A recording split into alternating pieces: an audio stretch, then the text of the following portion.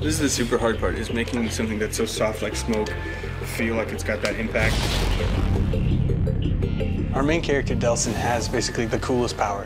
It's like going up to a genie and asking for more wishes. What happens is when he's near other conduits, he picks up their ability. The first power that he gets is the smoke power.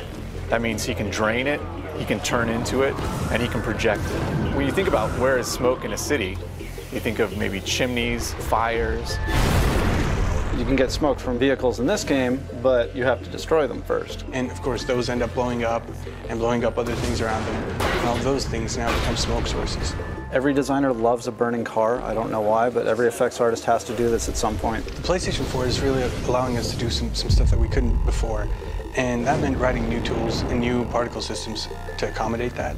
All of our particles are self-shadowing, taking environment light. You can see that the particles are actually affected by the environment shadows as well.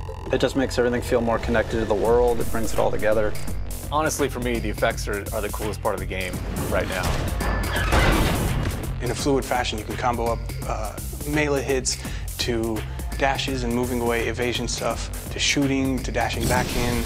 You can dash through guys, grab them, flip them over. Bam! Oh, that's beautiful. It inspires that visceral reaction in people when they see it.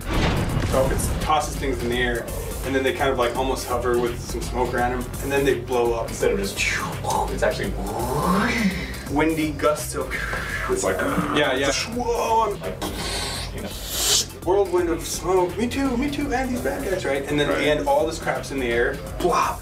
I'm gonna shoot this thing right in front of me. So in the middle of combat, you know, there are bullets flying at you, grenades, whatever's coming at you. You can dodge left, dodge right, completely dematerialize, and then rematerialize somewhere else. You can also dash into vents. So we made this effect where it sort of swirls in. Yeah, so he's actually cranking up, and then he kind of does a corkscrew, he jumps.